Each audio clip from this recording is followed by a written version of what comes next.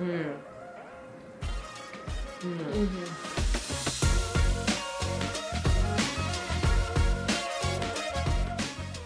I'm Allie, the founder of Haven's Kitchen. And I'm Courtney, Director of Marketing.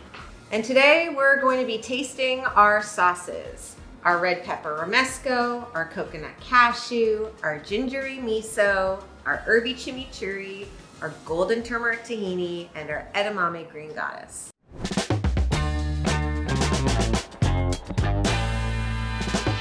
So we're going to start off tasting our gingery miso, and this sauce really came as a result of like something that I made for my kids all the time when they were growing up. I would sort of make some combination of soy sauce and sesame oil. I would try to throw in a little bit of vinegar or mirin or something like that, and I would whisk it all with miso just to try to bind it together. This sauce is a great combination of all of those ingredients, except you don't have to be sort of whisking and pouring and doing everything. And I love it because I am like a huge offender of buying a huge tub of miso paste, using it once or twice, and then it's sitting in the back of my refrigerator, not knowing what to do with it, not having enough energy or will to want to like make something from scratch. Right. And what this sauce really does, it gives you all of that flavor with really absolutely no work. Yeah, and then you don't feel bad when you throw out that tub of miso like Yeah. a year or two after you bought it because it's sitting in the back of your fridge. In there. Let's taste this bad boy. So we're gonna taste it. We love it, obviously, but here, hold your spoon. What do you usually like make with it? Like, what's your favorite dish to make with our gingery miso? So I do a couple things with it. I mean, one of the things I like about it is that we can use it, you know, like to roast salmon or roast cod or whatever. I also use it as a, you know, a stir fry sauce when I'm doing veggies or tofu. Mm-hmm. Sometimes I'll do like, you know, chicken and I'll just like sear them up in bits and then add this. I like it a lot when it cooks a little bit because I feel like you get all of that like flavor. But I also, like the other night, I made a cabbage salad and I did this and some Kewpie and I tossed it all with some corn and some avocado. Yummy. So you can use it as a slaw, like as a dressing for a slaw too, because it's really that versatile. What do you like it for? I really love this with pork chop. I know you don't eat pork. Yeah. But my father is not a sauce. He's a self-proclaimed not a sauce guy. Yeah. But he came over to my place one time and I salted a pork chop, put a little bit of gingery miso on it, and I literally just threw it on a cast iron and he ate that whole pork chop. Yeah. Absolutely loved it. Yeah. And there's just something, like you said, about it caramelizing, and I particularly love it with pork, ground pork chops, all sorts. That's another good thing. One of my favorite things to do with the gingery miso is to make like either the turkey balls or the lamb or, you know, like a ground meat. Yeah. And put it into the mixture with the meat and either make like balls or patties out of it. Because again, it's like, it's seasoning, but it's also saucing. When I use the gingery miso as a dressing, I like to whisk it with something. I like to thin it out a little bit, whereas when I cook with it, I use it straight onto the hot pan or onto whatever it is I'm stirring into it. Yeah, I do sometimes when I'm making it into a dressing, I do add a little bit of either like toasted sesame oil, or sometimes I also add like a little bit of chili oil. Ooh. Okay. Our golden turmeric tahini, it's really a beautiful sauce, and I remember when we launched this sauce and Allie took her first bite of it, she like shimmied and she was like, it's like being on a sexy beach. You know, there's something though, seriously, like you can make tahini at home. You basically take tahini paste and you put water and lemon and some salt in there, and you can make a tahini sauce at home. What we did here, I think, with like adding the hints of turmeric and the sumac. So sumac is one of those like really underused like seasonings in American cuisine that adds like a little bit of like lemony but earthy, this like flavor bomb of of a seasoning that's in there. It doesn't overwhelm it, but it balances it out. And I also like the way we added a little bit of date paste because we also sort of sweetened it a little bit. So it's really just like a lot of different notes in one. And I mean, it's so pretty. Yeah, it really is. And this is my number one sauce for a salad dressing. Totally. Like, I throw this in tuna salad. Mm. I on a cabbage salad, any sort of salad. And sometimes I will like thin it out a little bit with olive oil, depending on my mood. But really, if I'm making just like a quick lunch when I'm working from home, literally just right on top. Yeah. With chicken. So that's my family, like we are like a chicken sandwich family. I do them with cornflakes, I do them with panko, I do them with regular, cornflake chicken. Can we make a video on that? Wait, have you never had cornflake chicken? Anyway, so it's a little hard to describe what it tastes like because I think I use the word earthy and nutty a lot, but it also has like that lemon kick, and that turmeric and some cumin in there. I can eat this by itself. This is delicious. Yeah, it's like nice. This is Will's favorite sauce. This is my youngest son's favorite sauce. It's just so creamy, so flavorful, and you introduced me to sumac. Yeah, I didn't know. It's like one of my favorites. And now I make avocado toast, and I'm like, sumac. This is really good on avocado toast too.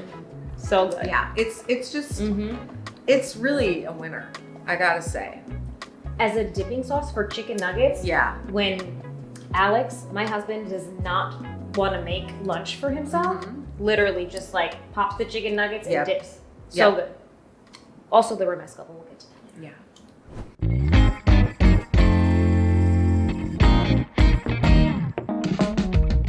So the Edamame Green Goddess, remember the Edamame Green Goddess? So this is like our COVID baby. Basically, we were doing R&D on this on like 3 different Zooms. We couldn't get to our manufacturer. Like we couldn't be together. I was tasting it at my house. You were tasting it at your house. They were tasting it at the manufacturer. They were coming in like little snappy bottles. Yeah, like we were doing all sorts of crazy stuff. But basically, this is another one that I used to make at home. I think there's a version of it in my cookbook too. And it's basically blended edamame with some olive oil, some fresh herbs, some lime, and a little bit of vinegar. I love it. This is actually now my new favorite one to throw on sandwiches. Yeah, this is Julia's favorite. I've been on a sandwich kick lately, just in general. I've noticed. I can't help it. It's just like there's something about you want to bite into something. Yeah, it's like this thing that I don't. Yeah. Anyway, I've been just throwing this on every single sandwich, and Bridget, our graphic designer, got me into putting this on pasta.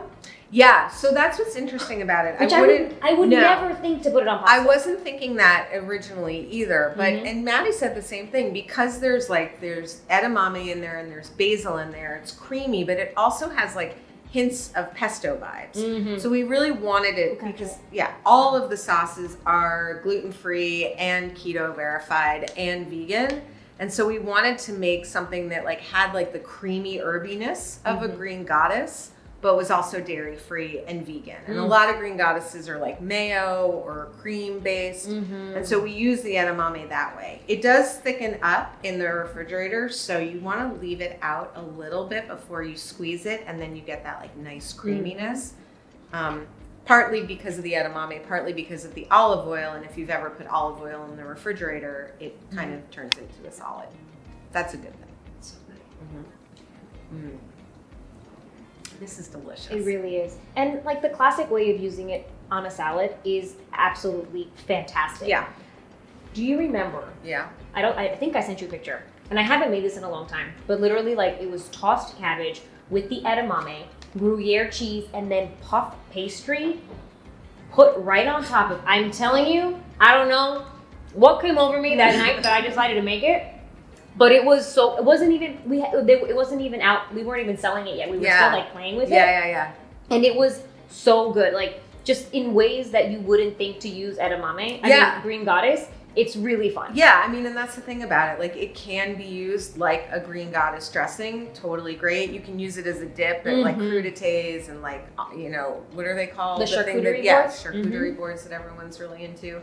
But also like, I don't know, last Friday, I took a ton of chicken drumsticks, roasted them, no sauce, no nothing. Just like roasted them in the oven with a little salt, got them really, really crispy, and then put them in a big bowl, squeezed the edamame Green Goddess, tossed them So the like chicken was crispy, but they were also coated in the sauce. And it's like really fresh. Yeah. I think that's the word I would use. Yes. Between the basil and the mint and a little serrano pepper. It's not spicy. It's not at all. But it just tastes like pop.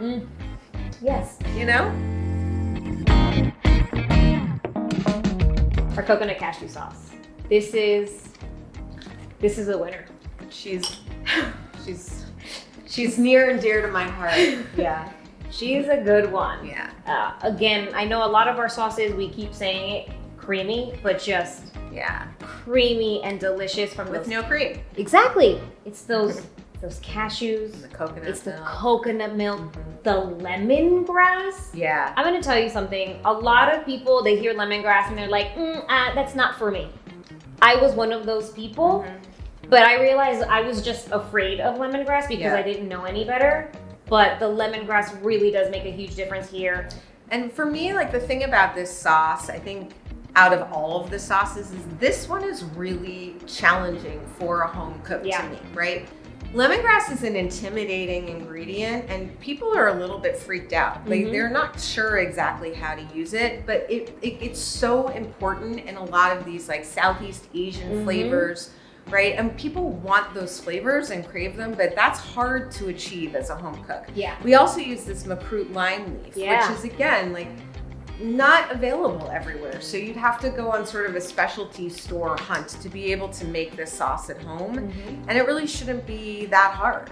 And so if I were to make this at home, like the cashews and whatnot, you have to like soak the cashews, right? So it takes when you say it takes a lot of work to make a sauce like this. Yeah. Like you're not kidding. No, I mean basically you have to soak the cashews and then you blend them with the ingredients and yeah, it would be a lot of work.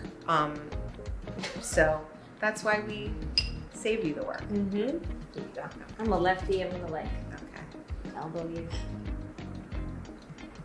Yeah, this one, and the fun thing about this one,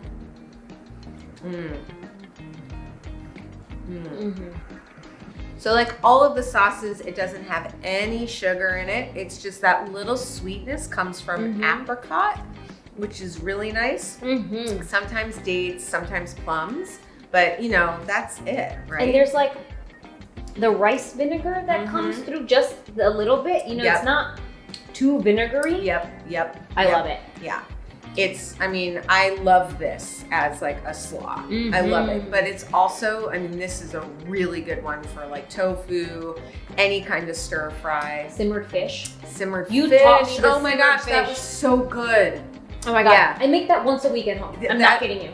Just with like a little butter? Or do you do coconut milk? I do. I'll make sofrito because I can't. Like sofrito. I put sofrito in everything. I'll put a little sofrito. I will put in the coconut cashew.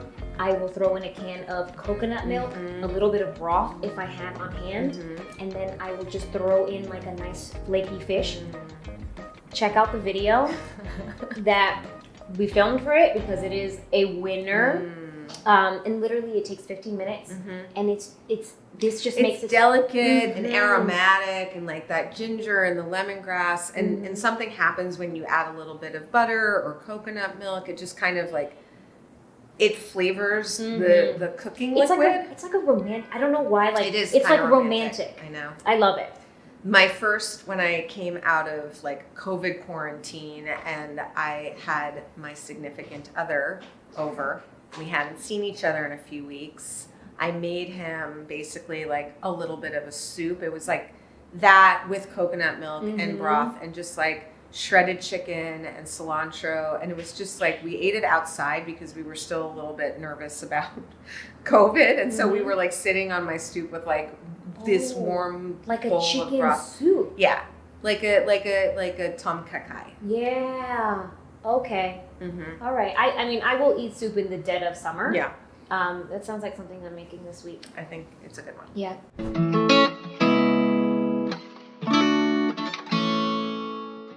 Next is our red pepper romesco sauce, one of the original 3 sauces that we launched with way back in 2018. This is a really fun one because I have not seen a American commercial romesco sauce that is as close to sort of like the authentic romesco recipe as ours. And that's because of the piquillo peppers. Yeah. They are hard to source. They are not easy to find, but they are a very key ingredient in the sauce because when they're roasted, they're these like baby peppers. They're sweet peppers. This is not a spicy sauce. They're so savory.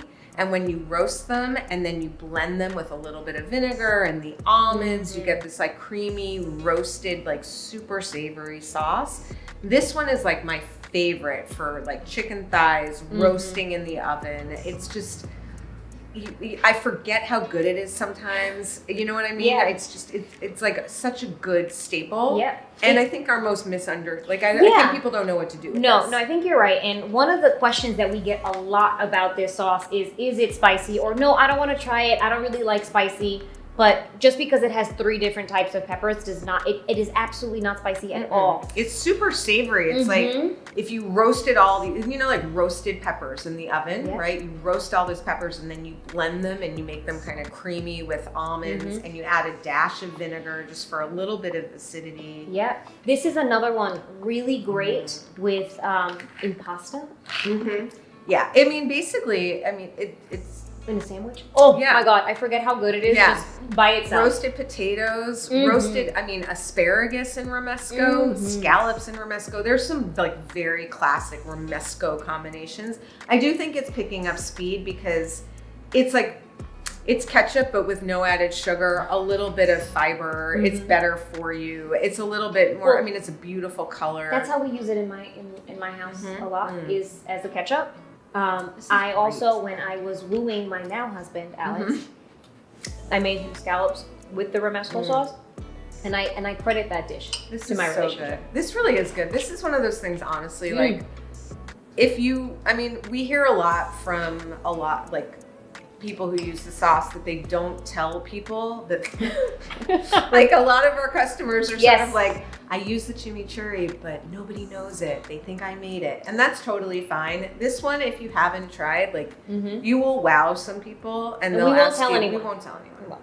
You don't have to give us credit. We'll keep it low key. Yeah.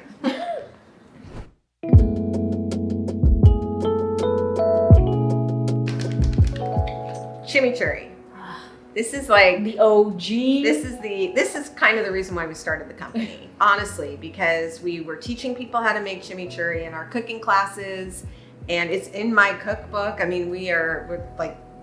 We wanted people to make this sauce at home, and they asked us to just please put it in a package for us because they don't want to make it. This is how I got to know Haven's Kitchen, was through this sauce. Yeah, this is also like the #1 seller, and probably you can find it in pretty much every grocery store that we're in. Not every sauce is in every store because not every sauce, not every store can take 7 or 8 of our sauces. They don't have that much space, but this one's pretty much everywhere. Yeah.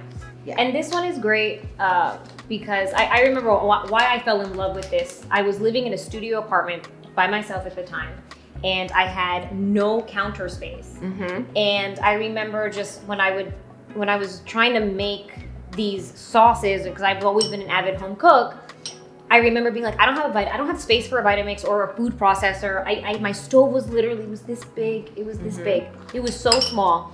And I remember being like, oh, great, I can like have this delicious sauce, make a quick meal, and I don't have to have all of this equipment that does not fit in my studio apartment in New York City. Yeah. And the rest is history. And this is, again, this is not easy to do. I think, we forget, like there are jarred chimichurri sauces and they don't look, you can't see the herbs the way you can. And the thing about chimichurri is that it's supposed to be sort of like fresh and herbaceous. And once you heat it, you're not getting that freshness and that herbaceousness. So ours is like, we use pressure instead of heat to preserve the sauces. So it's basically exactly like what you would make at home, but we can preserve it through using pressure, right? That's how we keep these sauces fresh. But you can see the herbs, and you can see we use real extra virgin olive oil. We're gonna, cut it a little bit with either sunflower or avocado oil so that it's not like too thick, you know, because it like in the olive oil refrigerator. gets too thick in a refrigerator.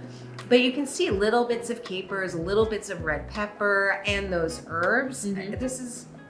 This is special. Yeah, it really is. It's I would say probably one of, and Allie will probably kick me under the table for saying this, but probably one of our most versatile sauces. All of our sauces are versatile, but really, Jimmy, I use, I wouldn't say this is my favorite SKU, but it is the one that I go through. What's a SKU, Courtnie? Oh, sorry. SKU is an industry term for an item, right? Or a flavor. But this is probably the flavor that I go through the quickest because I use it the most. And you know, we talk about I talk about sofrito a lot because it's the base of what we use in Puerto Rican food and in Latino food. There are some times where I don't have sofrito on hand, or I don't have all of the ingredients, or quite frankly, I just don't feel like making sofrito from scratch. But I will take this and I will add in additional ingredients that I have on hand, and I'll make a sort of sofrito type base of whatever it is that I'm making, and it's cut my work in half. It brings a lot of flavor. And this, I would say, like, I mix this sauce with some of our other sauces. I know she can't talk about it. I'm a sauce purist. I don't like to mix them, but I appreciate that you do. I like to mix it all. I also think like this is one of those ones, like I think most people that come to the brand come through the chimichurri, and they probably start with like, I need something to put on my steak, or I need something to put on my chicken, and then they realize it's amazing on fried eggs, it's amazing on leftovers, just to like liven them up. You can use this in so many ways. You can also just like toss spaghetti with it. It's basically like, I mean, it's literally herbs. I'm reading. It's like, I know what's in here, but like between the parsley and the oregano and the extra virgin olive oil and a little hit of red pepper, that's what you're gonna toss pasta in for like a really simple, easy, delicious dish. I think also it's one of those things where when you roast, you know, I like to roast things and then toss them with sauce, whether it's chicken or veggies. Sweet potatoes, delicious. My absolute favorite way of eating the sweet potatoes is with the chimichurri. Yeah, it's so true. Good. I mean, I like frying eggs in it. I mean, I would add a touch of butter or oil if you don't want to eat dairy. And basically just you crack the eggs into it, and then they get like that lacy, crispy, but with the herbs. I mean, I have friends who honestly like would drink this. They're obsessed with it. Yeah. So we understand that you might not be used to seeing these flavors of sauces out in the world, and you might not be used to seeing sauce in a pouch in the fresh section of your grocery store. So we hope this video helped you understand some of the flavors and also what to do with some of the sauces. Let us know what you think in the comments. If you are encouraged or inspired to cook something with any of our sauces, check out our full YouTube channel. There's tons of recipe, so much inspiration. Check out our website for the full written details of every single recipe. And don't forget to like, subscribe, click all of the links down below, and ring the bell wherever the bell is. And check us out on havenskitchen.com and find us in a store near you.